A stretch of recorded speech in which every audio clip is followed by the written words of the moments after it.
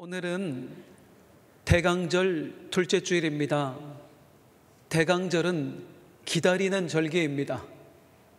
구약의 신앙인들은 메시아가 오시기를 기다리면서 살았어요. 힘들고 어려울 때마다 메시아가 오셔서 우리를 구원해 주실 거야, 그 기다리는 믿음으로 살았습니다. 신약의 성도들인 우리들 또한 다시 오시마 약속하신 우리 예수님의 재림을 기다리며 살아갑니다. 주님 다시 오시면 내 눈에서 눈물을 닦아주실 거야, 우리 주님 반드시 다시 오실 거야, 이 기다림의 신앙으로 우리가 살아가는 것입니다. 우리 신앙의 선배들께서 그 신앙을 가지고 사셨어요. 순교자이신 우리 손양원 목사님의 고백이 무엇입니까? 먼 하늘 이상한 구름만 떠도 행여 안에 주님 오시는가 해. 우리 주님 언제 오실까? 이 기다리는 믿음으로 예수를 부인하라 위협하는 그 총칼 앞에서 자기의 목숨으로 신앙의 절개를 지켜내셨어요.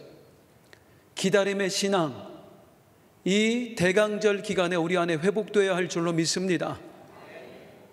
말라기서를 오늘 함께 볼 텐데요, 말라기서는 이 기다림의 신앙과 아주 밀접한 연관이 있습니다. 하나님께서 구약의 성도들에게 마지막으로 주신 말씀이거든요.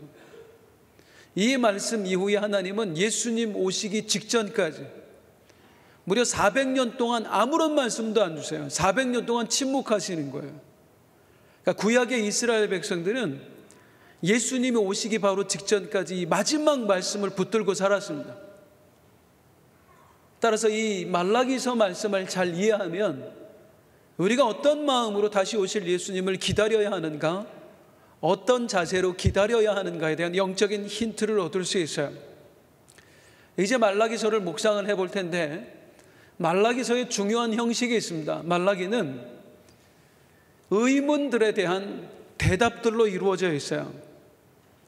이스라엘 백성들의 여러 의문이 있었습니다. 하나님, 이게 어찌 됨입니까?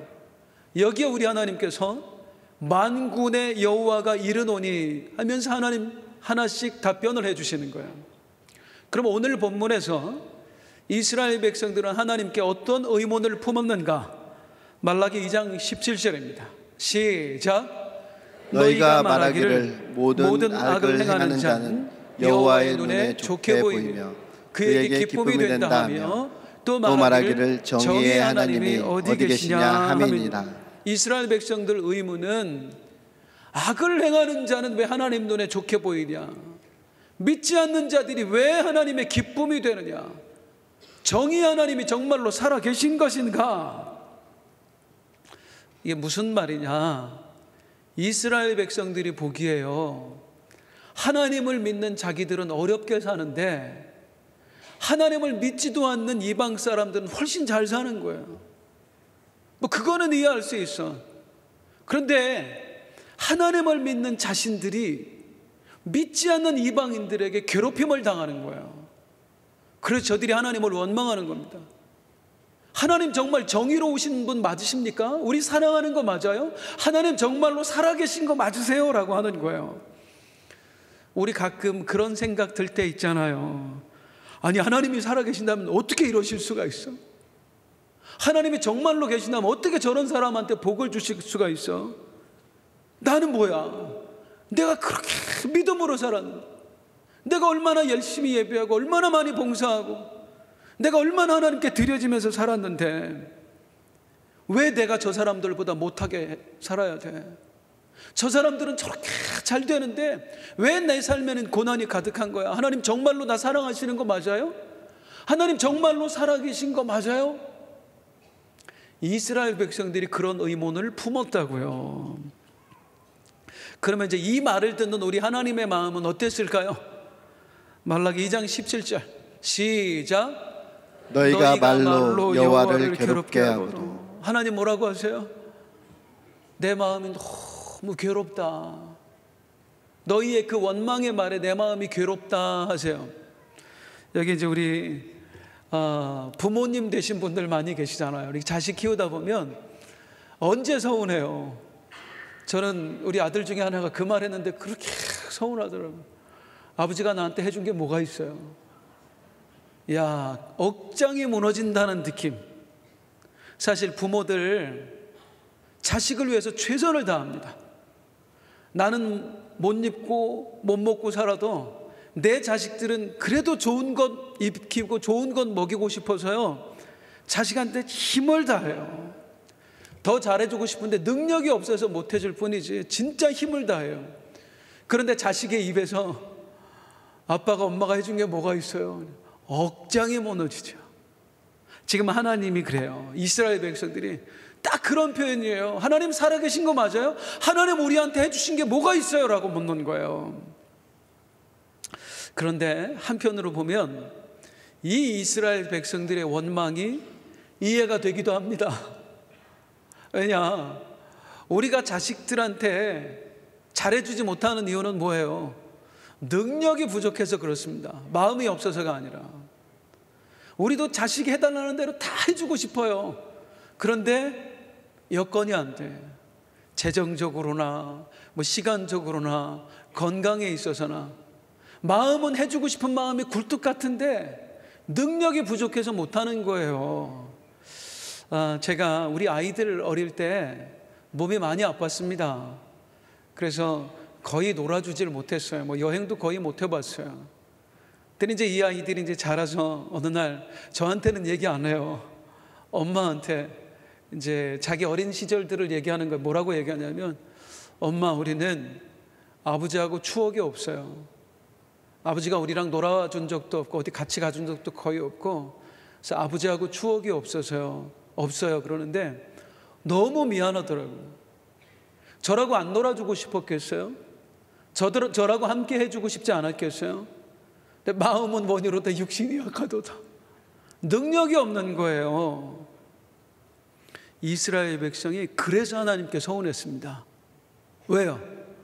하나님 아버지는 전지전능하신 분이거든요. 말씀 한마디로 무엇이라도 할 수 있거든요. 우리랑 다르다고요. 우리는 마음이 있지만 능력이 부족해서 못 해준다고. 하지만 하나님은 말씀 한마디로 무엇이라도 할 수 있다고. 그분이 손대시면 당장 우리의 삶이 변화될 수 있다고요. 그래서 서운한 거예요. 안 해주시니까. 할 수 없는 걸 안 해주시니까 서운한 게 아니라 할 수 있으시면서 안 해주니까. 얼마든지 하나님이 손대시면 역사가 일어나는데, 내 삶에 정말 기적이 일어날 텐데 아무것도 안 하시니까 속상한 거예요. 이스라엘 백성들이 그런 거예요. 그래서 묻는 거예요. 하나님 살아계신 거 맞습니까? 라고 묻는 거예요. 도대체 우리 하나님 왜 그러셨을까요? 얼마든지 능력이 있으신 분이, 얼마든지 당신의 백성들의 삶을 평안케 해주실 수 있는 분이 왜 어려움 속에 그냥 놔두게 하셨을까요? 여기에 대한 이제 하나님 왜 그러셨어요? 여기에 대한 하나님의 답변들이 있어요. 이제 그 답변들을 오늘 소개해 드리겠습니다. 하나님의 답변을 정리하면 크게 세 가지로 나눌 수 있습니다. 첫 번째, 하나님 왜요? 하나님 이스라엘 백성에게 하나님이 이렇게 답변하십니다. 말라기 3장 5절입니다. 시작. 나를 경외하지 아니하는 자들에게 속히 증언하리라. 만군의 여호와가 말하였느니라. 따라서 하겠습니다. 나를 경외하지 아니하는 자들에게. 한 번 더 할까요? 나를 경외하지 아니하는 자들에게. 하나님 지금 뭐라고 하시는 거예요? 너희가 언제 나를 경외하였느냐 하시는 겁니다. 너희가 언제 나를 경외하였느냐. 지금 이스라엘 백성들의 원망이 뭐예요? 하나님, 우리가 하나님 뜻대로 살았잖아요. 열심히 예배하고 열심히 봉사하고 열심히 드려지면서 살았잖아요. 그런데 왜 이렇게 어렵게 살게 하시는 거예요? 하나님을 믿지 않는 사람들은 저렇게 놔두면서 하나님을 경외하는 우리들은 왜 이렇게 어렵게 살도록 그냥 놔두시는 거예요? 이 질문에 하나님이 뭐라고 대답하시는 거냐면, 너희가 정말로 나를 경외하였느냐? 네가 진짜로 예배자로 살았어? 네가 진짜로 나에게 그렇게 드려지면서 살았어? 이렇게 물으시는 거예요. 이제 이 의미를 알기 전에 이것부터 한번 생각해 보죠. 하나님, 이게 뭐예요? 우리가 하나님 경외했는데 이게 뭐예요? 네가 정말로 나를 경외했니? 이 하나님의 대답에 이스라엘 백성들의 마음이 어땠을까? 맞아요, 하나님, 우리가 하나님을 경외하지 못한 것 같아요. 잘못했어요. 그랬을까요? 이제 이 하나님의 대답에 대한 이스라엘 백성들의 또 다른 원망이 있습니다. 말라기 3장 13절입니다. 시작. 우리가 무슨 말로 주를 대적하였나요? 우리가 언제 그랬습니까? 우리가 뭐 틀린 말 했습니까? 우리는 늘 하나님을 경외했습니다. 그런데 왜 이렇게 우리 마음을 몰라주시는 거예요? 자, 하나님이 말씀하시는 거예요. 너희가 언제 나를 경외하였느냐? 근데 이 말씀을 이스라엘 백성들이 못 받아들입니다. 왜 못 받아들일까요? 이제 우리 신앙생활에서 아주 중요한 게 있습니다. 하나님과 우리 사이에 결정적인 차이가 있어요. 이제 예배라는 것에 대해서 한번 예를 들어볼게요. 예배에 있어서 하나님과 우리 사이에 어떤 차이가 있느냐면, 하나님께서 우리에게 받고 싶어 하시는 예배와 우리가 하나님께 드리는 예배가 다른 거예요. 어떻게 다르냐? 이제 두 가지를 말씀드릴 텐데, 본문의 근거에서. 자, 먼저 하나님께서는 어떤 예배를 받고 싶어 하셨어요? 퀴즈. 우리 하나님은 무엇을 보시는 분? 중심을 보시는 분. 즉, 하나님이 원하시는 예배는 어떤 예배겠어요? 이 예배를 통해서 무엇을 받고 싶다? 네 중심을 받고 싶다. 네 마음을 받고 싶다. 이게 하나님이 원하시는 예배예요. 그럼 이스라엘 백성들은 그 마음을 원하시는 하나님께 어떤 마음으로 예배를 드렸을까요? 우리 하나님을 내가 기쁘드리게 해드려야지. 하나님이 뭘 원하실까? 이걸 생각하며 예배했을까요? 천만의 말씀입니다. 저들의 마음에 가득 찼던 거 뭐냐? 저들이 정말로 하나님을 기쁘시게 해드려야지 했다면 원망도 안 해요. 원망하는 이유가 뭐예요? 왜 내 말 안 들어줬느냐거든요. 예배할 때 목적이 그거였다는 겁니다. 마음을 하나님께 드리는 게 아니라, 우리 하나님이 이 예배 받으시고 나한테 복 주시겠지, 이 재물 받으시고 하나님께서 나한테 더 큰 것으로 보상해 주시겠지, 이 마음으로 예배 드렸다, 그 말입니다. 제가 가끔 말씀드렸습니다마는 제 어린 시절에 얘기 드렸지요. 저는 이제 아주 어릴 때부터 교회를 다녔습니다. 그래서 저는 주일 성수를 안 한다는 거 생각도 못해요. 주일 단 한 번도 빼먹은 적이 없어요. 그리고 11조, 저 초등학교 때 어머니가 어느 날 저금통 같은 거 2개 사와서 저하고 제 동생한테 주시더니, 오늘부터 돈이 생기면 무조건 10분의 1은 떼어라, 하나님께 바쳐라. 용돈도 안 주면서. 그날부터 11조 한 번도 안 빼먹었습니다. 그리고요, 지금도 안 빼먹었다는 건 아니에요. 한 20살 넘어서 빼먹은 적이 있어요. 그리고요, 저는요, 중학교 때부터 성가되어 있어요. 고등학교 때부터 교사였어요. 그러니까 늘 이게 저의 자랑이었고, 나는 하나님께 드려지며 산다고 생각했습니다. 그런 저에게 20대 때에 어려움이 찾아온 거예요.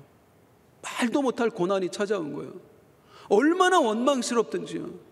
내가 지금까지 하나님을 위해 얼마나 열심히 살았는데, 나 주일 성수하느라고 친구들하고 놀러 가본 적도 없어요. 주일이면은요 정말 힘들었어요. 하나님, 내가 새벽부터 저녁까지. 그런데 어떻게 나한테 이러실 수 있어요? 그리고 이제 그때부터 11절 끊은 거죠. 교회도 안 나간 거고요. 그런 저를 하나님이 찾아와 주셨어요. 만나 주셨어요.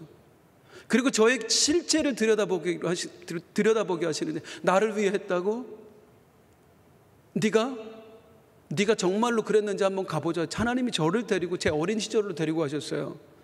그리고 제가 전혀 몰랐던 저의 속마음을 하나님이 들여다보게 하시는 거예요. 너 왜 주일 한 바도 안 빠졌니? 혼날까 봐, 엄마한테. 그리고 부흥 강사들 오면 맨날 그런 소리 하잖아요. 누가 주일 안 지키고 등산 갔다가 교통사고로 죽었다고. 주일 성수 왜 했어요? 무서워서 한 거예요. 하나님 없어요, 저는요. 네가 왜 11조 했냐? 복 받으려고 어른들이 알려줬거든요. 하나님께 드리면 복 받는다고, 부자 된다고. 부자 되고 싶어서 한 거예요. 하나님 없었어요. 너 왜 성가대 했니? 제가 어릴 때 한 노래 했거든요. 뽐내고 싶어서. 옆에서 잘한다고 그러니까 뽐내려고. 교사 왜 했니? 말씀드렸죠. 제가 좋아하는 여학생이 교사하고 있었다고. 걔를 꼬시려고 한 거라고요. 단 하나도 하나님을 위해서 한 게 없었어요. 하나님이 하나하나 다 들춰내시는 거예요. 이것뿐만 아니라 다른 것까지. 네가 단 한 번이라도 날 위해 살아본 적이 있냐? 날 위해 한 것이 있냐? 네가 언제 나를 위해 살았냐? 이스라엘 백성들이 그랬다고요. 저들이 예배하고 봉사 열심히 했습니다만 하나님을 위해서 한 거예요? 아닙니다. 다 나를 위해서 한 거였어요. 나를 위해서. 그래놓고 하나님은 원망하는 거예요. 우리가 하나님을 위해 그렇게 드려졌는데 왜 복을 안 주십니까? 원망한 거예요. 이게 결정적인 차이예요. 또 하나 차이예요. 예배에 있어서 하나님께서 이스라엘 백성들에게 원하신 예배와 이스라엘 백성이 드렸던 예배가 어떻게 차이가 났는가? 이스라엘 백성들이 예배할 때 어디에 초점을 맞췄느냐 하면요, 예배 의식에 초점을 맞췄습니다. 자, 어떤 제물을 가지고 와서 각을 뜰 때는 말이지 몇 센치로 간격으로 이렇게 딱 떠야 되고, 피는 튀기지 않게 잘 쏟아. 그리고 옷이 그게 뭐야, 깨끗하게 입고 와야지. 자, 표정 풀어. 정성껏 지금 하나님께 드리는 거야. 이런 거에 신경을 썼다고요. 그리고 그게 딱 맞으면, 정성껏 드린 것 같으면 우리 하나님이 기뻐하시겠지라고 생각했습니다. 어디에 초점? 예배 의식에 초점을 맞췄어요, 이스라엘 백성은. 그럼 하나님은 이스라엘 백성들의 예배를 받으실 때 어디에 초점 맞추셨을까요? 말라기 3장 5절입니다. 시작. 내가 심판하러 너희에게 임하실 것이라.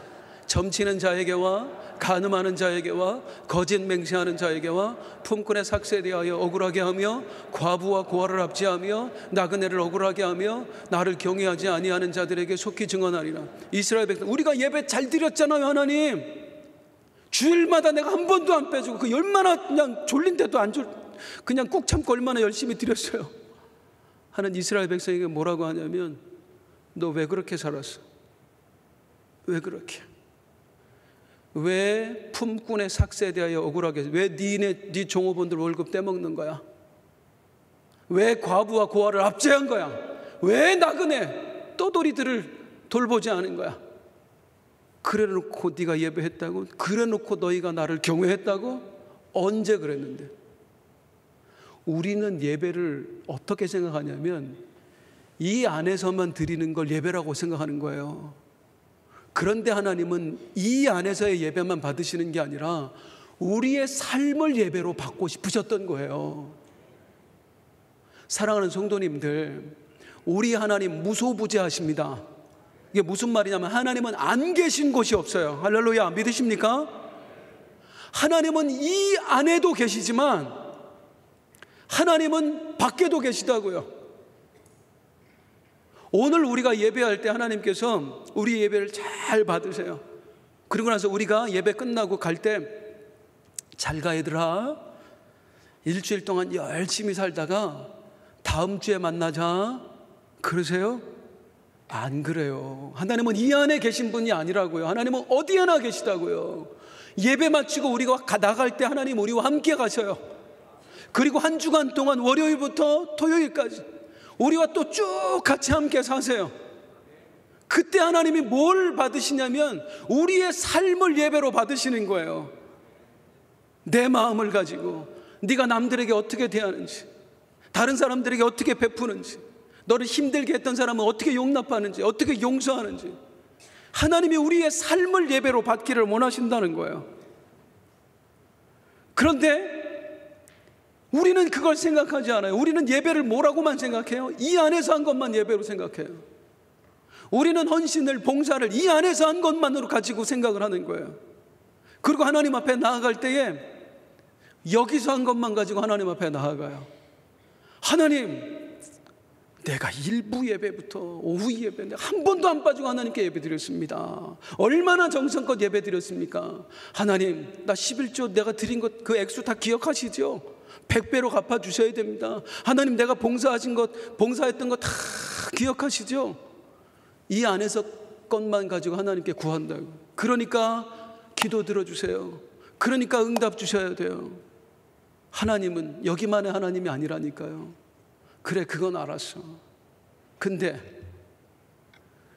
네 부모한테 왜 그렇게 했는데? 네 자식들한테는 왜 그렇게 했는데? 나를 믿는다고 하면서 너에게 도움이 필요해서 찾아온 사람한테 왜 거절했는데? 왜 네 회사 종업원들을 마치 네 종처럼 부렸는데? 라고 물으시는 거야. 여기서의 예배는 됐고 네 삶의 예배는 어디로 갔는데? 진짜 신앙은 이 안에서의 모습으로만 판단되지 않습니다. 다시 말씀드립니다만 우리 하나님은 이 안에만 계신 하나님이 아니세요. 하나님은 어디에나 계신 하나님이십니다. 우리의 삶 전체를 바라보시고 신앙생활 이 안에서 드린 종교 행위로만 우리를 판단하시는 게 아니라 하나님은 우리의 삶 전체를 보고 나를 판단하십니다. 그 하나님께서 이스라엘 백성들, 우리가 얼마나 열심히 제사를 드렸는데 하나님, 우리가 얼마나 헌신했습니까? 라고 묻는 이스라엘 백성들에게 그렇게 말씀하신 거예요. 너희가 언제 나를 경외하였느냐? 언제? 자, 하나님 왜요? 하나님 이스라엘 백성들에게 하나님이 주신 두 번째 답변입니다. 말라기 3장 1절입니다. 시작. 만군의 여호와가 이르노라, 보라, 내가 내 사자를 보내리니 그가 내 앞에서 길을 준비할 것이요 또 너희가 구하는 바 주가 갑자기 그의 성전에 임하시리니 곧 너희가 사모하는 바 언약의 사자가 임하실 것이라. 따라서 하겠습니다. 내가 언약의 사자를 보내리라. 한 번 더. 내가 언약의 사자를 보내리라. 이 언약의 사자가 누구입니까? 하나님께서 이미 에덴 동산에서부터 보내시겠다고 약속하신, 언약하신 바로 그분 메시아입니다. 예수 그리스도. 너희가 사모하는 바 내가 예수를 반드시 이 땅에 보내리라. 왜 갑자기 이 타이밍에? 너희가 나를 경외하였느냐 해놓고 바로 이 타이밍에 내가 언약의 사자를 보내리라 그 말씀하실까요? 지금 하나님 앞에서 하나님을 원망하는 이 사람들이 누구예요? 입으로는 하나님을 섬긴다고 하면서 실상은 나밖에 모르는 인간들입니다. 나 그러고 사는 사람들이에요. 신앙생활을 그저 예배당 안에서만 하는 사람들입니다. 예배당 밖으로만 나가면 마치 하나님이 없는 것처럼 자기 마음대로 살던 사람들입니다. 그러면서 하나님 앞에 와서는 마치 자기가 굉장히 신실한 사람인 것처럼 위선을 떠고 있는 이 가짜 신앙인들입니다. 그들의 행위를 하나님이 다 보고 계셨거든요. 다 알고 계셨거든요. 그걸 지적하는 거예요. 너희가 나를 언제 경외하였느냐? 그러면서 하시는 말씀이 내가 약속했던 언약의 사자 메시아를 꼭 보내줄게. 여기에 담긴 하나님의 마음이 뭘까요? 우리 하나님이 저들을 구원해주고 싶으신 거예요. 무엇에서? 그 위선적인 신앙에서요. 그 가짜 신앙에서요. 결코 구원받을 수 없는 그 믿음에서 하나님이 저들을 구원해주고 싶으신 거예요. 모르잖아요. 자기들이 위선자라는 사실도 모르잖아요. 당연히 천국 갈 것처럼 생각하잖아요. 그런 저들에게 너희가 나를 언제 경외하였느냐? 그래서는 안 된다 하시면서 내가 반드시 언약의 사자를 너희에게 보내리라. 그리고 그로 말미암아 너희를 구원해내리라. 너희의 위선과 거짓, 메시아 예수가 가서 모든 걸 다 그가 짊어질 것이다. 그리고 너희가 받을 심판을 그가 대신 받을 것이다. 그로 말미암아 어떻게 하리라? 너희의 몸과 마음을 내가 깨끗하게 하리라. 새롭게 하리라. 가짜 신앙인인 너희를 진짜 신앙인으로 만들어 주리라. 그 하나님의 강력한 의지가 나타나는 말씀이 바로 3절 말씀입니다. 함께 읽겠습니다. 3절 시작. 그가 은을 연단하여 깨끗하게 하는 자같이 앉아서 레위 자손을 깨끗하게 하되 그 은같이 그들을 연단하리니 그들이 공의로운 제물을 나 여호와께 바칠 것이다.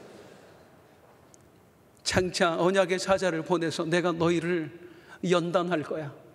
금을 연단하듯 은을 연단하듯 금과 은에 있는 불순물을 다 제해버리듯 너희 안에 있는 불순물들, 그 위선, 그 거짓 내가 다 제해서 어떻게 하리라? 여기 레위 자손이라는 표현이 나오잖아요. 레위 자손은 예배자를 상징하는 말이에요. 그 불순물들 다 제해서 가짜 예배자로 살아가고 있는 너희를 내가 진짜 예배자로 만들 거야. 그래서 공의로운 제물, 마음에 있어서도 삶에 있어서도 하나님께서 기뻐하시는 예배를 드리는 사람, 진짜 하나님 뜻대로 살아가는 사람, 내가 반드시 너희를 그렇게 만들 거야. 여기에요, 성도님들, 우리가 절대로 놓치지 말아야 될 아주 중요한 사실이 하나 있습니다. 뭐냐면 하나님께서 예수님을 이 땅에 보내시는 목적입니다. 하나님께서 예수님을 이 땅에 보내서 우리를 구원하신다 할 때 하나님이 꿈꿨던 진짜 구원은 뭐냐면, 하나님은 단지 우리를 지옥에서 천국으로 보내신 그 구원을 꿈꾸신 게 아니에요. 하나님은요, 우리를 고통에서 해방시키는 그 정도의 구원을 꿈꾸신 게 아니에요. 만약에 그 정도였다면 예수님이, 하나님의 아들이 와서 죽으실 이유까지 없어요. 하나님이 정말로 우리에게 꿈꾸셨던 구원, 주고 싶으셨던 구원은 뭐냐면, 지지난주에 말씀드렸죠.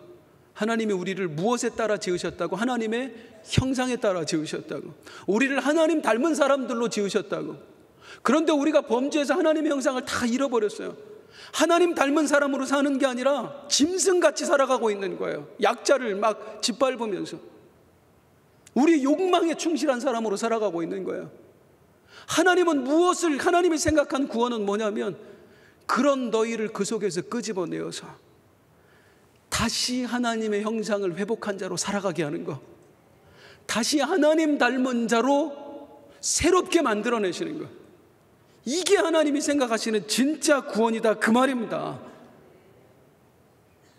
지옥에서 천국으로 여전히 누구 미워하는 마음, 하나님께 원망하는 이 모습 그대로 우리가 천국 간들 무슨 의미가 있어요, 성도님들? 그게 하나님께 무슨 의미가 있겠어요? 하나님이 진짜로 우리에게 주고 싶은 구원은 우리의 변화예요. 우리를 새롭게 하시는 거예요. 따라서 우리가 예수님을 기다린다고 할 때에 어떤 마음으로 기다려도 바로 이 마음으로 기다려야 되는 것입니다. 주여 오셔서 내 눈물을 닦아주세요. 하나님, 내 한을 풀어주세요. 내 병을 고쳐주세요. 이런 마음으로 기다리는 게 아니라, 분명히 말씀드립니다. 그 일은 당연히 일어납니다. 우리 주님 오시면은 우리는 눈물도 고통도 없는 곳에서 영원히 살아가게 될 거예요. 마땅히 일어난 일 때문에 울 필요가 없다고, 그것 때문에 우리가 막 물부짖을 필요가 없다고, 당연히 해주신다고 약속하셨으니까. 오늘 우리가 몸부림쳐야 될 건 무엇이냐면, 주여, 주님 다시 오시는 그날 순전한 모습으로 당신 앞에 서게 하여 주시옵소서. 하나님이 정말로 나에게 원하시는 것이 내가 새롭게 변화되는 것이라면, 하나님, 이 모습 이대로 여전히 거짓의 껍데기를 지고 살아가는 모습으로, 하나님 원망하는 모습으로, 불순물이 가득한 모습으로 당신을 맞이하는 게 아니라, 하나님 온전히 새롭게 된 모습으로, 하나님의 형상이 회복된 자의 모습으로, 하나님을 닮은 자의 모습으로 우리 다시 오시는 주님을 맞이하게 하여 주시옵소서. 이게 우리의 소망이 되어야 되는 것입니다. 그런데 이스라엘 백성은 안 그랬다고요.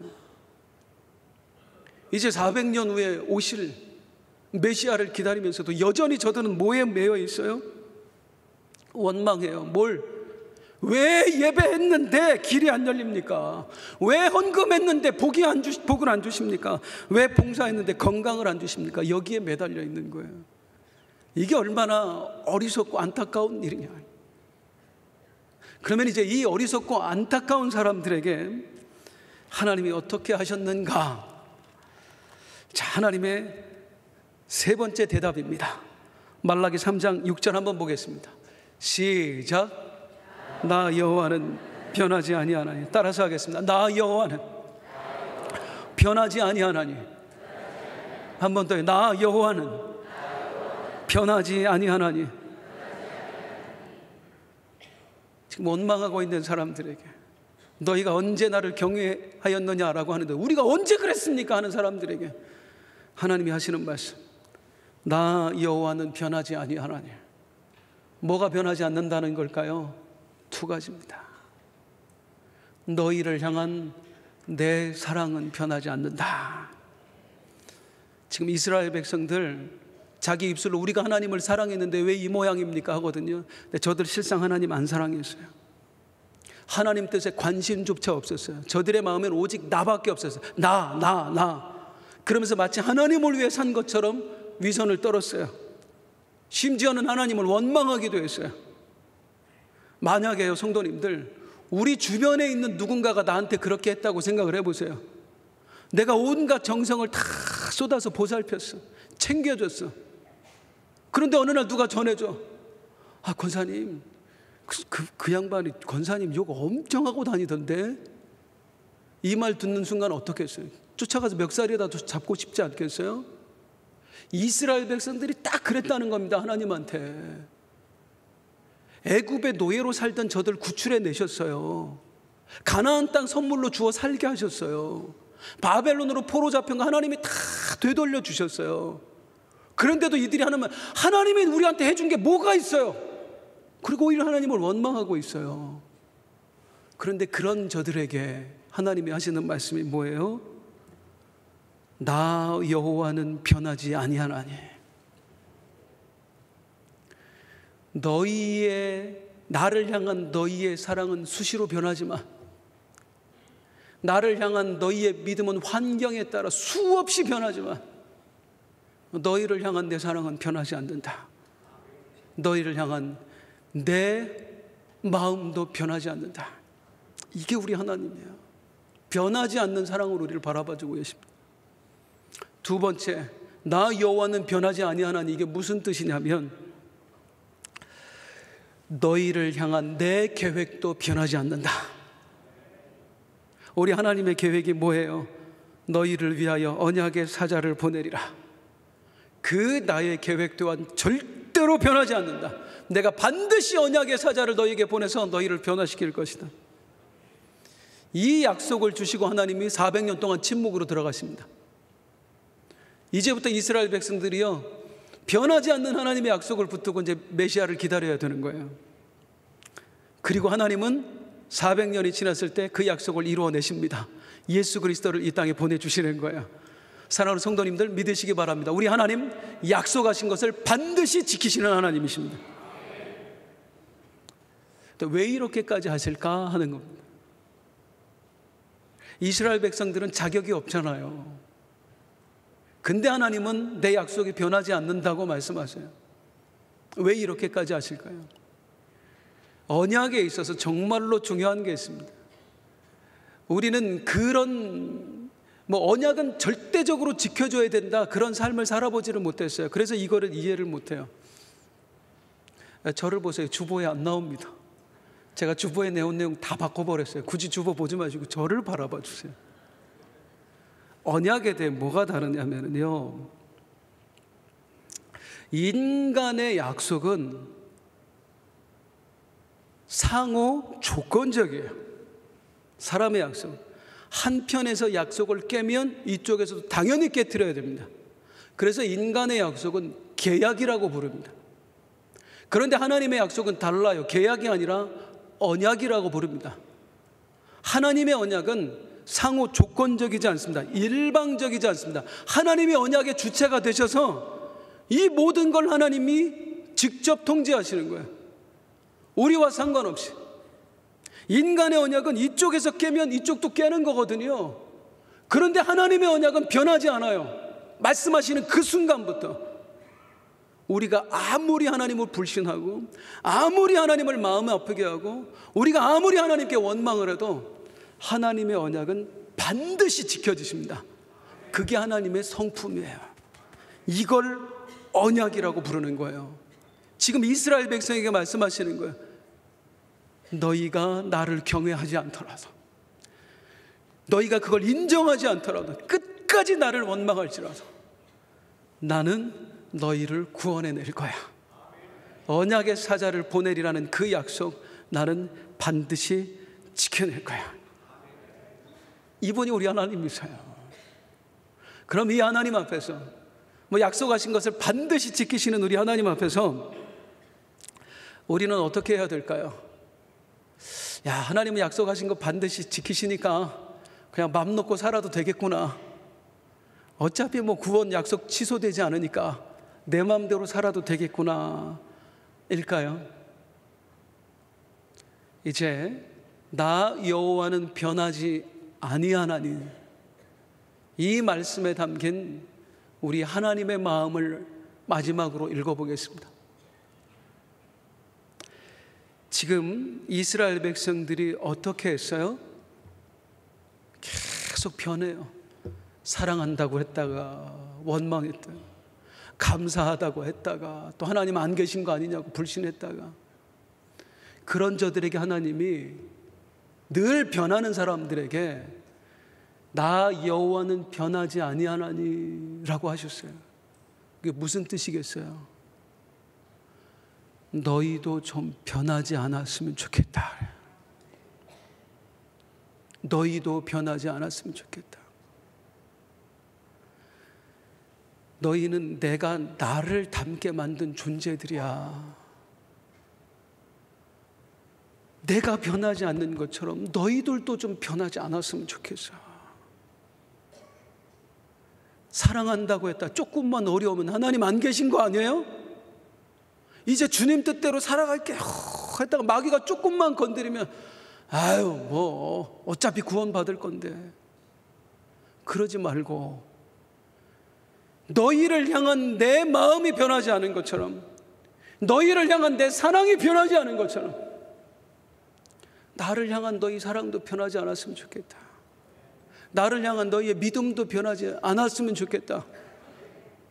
이게 나 여호와는 변하지 아니하나니에 담긴 하나님의 간절한 호소입니다. 너희도 변하지 않았으면 좋겠다. 우리가 신앙생활하면서 가끔 오해하는 게 있어요. 그게 뭐냐면 우리가 마치 하나님을 감정이 없는 분인 것처럼 대하는 거예요. 아까도 얘기했지만 우리 상처받지요. 자식들이 엄마가 해준 게 뭐 있어? 그러면 우리 가슴이 찢어진다고. 우리 하나님은 아닐 것 같으세요? 하나님 살아계신 거 맞아요? 내가 하나님 자녀 맞아요? 그럴 때 하나님은 마음 안 아프실 것 같아요? 아까 말씀드렸잖아요. 이스라엘 백성들이 그럴 때 하나님이 뭐라고 하셨다고요? 내가 심히 괴롭다, 아프다, 그 말이에요. 아프다고. 우리가 하나님을 의심할 때, 우리가 하나님을 안 믿을 때에, 우리가 하나님께 원망할 때 우리 하나님도 가슴이 찢어지신다고요. 그 하나님께 지금 간절히 호소하시는 거예요. 제발 내가 변하지 않는 것처럼 너희도 변하지 않을 수 없겠냐. 대강절입니다. 기다리는 절기입니다. 구약의 이스라엘 백성들이 메시아를 기다렸던 것처럼 우리도 다시 오실 주님을 기다려야 합니다. 한 주간 이 기다림에 대해서 묵상을 해보았습니다. 말씀을 준비하면서 주님, 내가 무엇을 기다려야 할까요? 어떤 것을 기다려야 할까요? 라고 묻는 저에게 하나님께서 이런 마음을 주셨어요. 너만 기다리는 게 아니라 나도 기다린단다. 아들아, 너만 기다리는 게 아니라 나도 너를 기다려. 우리 호승이가 언제쯤이나 환경과 상관없이 나를 사랑해 줄까? 언제쯤이나 유혹에 흔들리지 않고 끝까지 내 앞에서 신실할 수 있을까? 내가 변하지 않는 것처럼 우리 호승이가 언제쯤이나 변하지 않는 신앙인이 될 수 있을까? 나도 기다려라고 말씀하시더라고요. 이 대강절에 우리가 너무 우리만 생각했던 것 같아요. 하나님 뭐 해주실까? 어떤 일을 벌여주실까? 그런 여러분들께 우리 하나님의 마음을 소개해드립니다. 그분도 기다리십니다. 그분도 기다리십니다. 우리 그 마음을 가지고 함께 찬송할까요?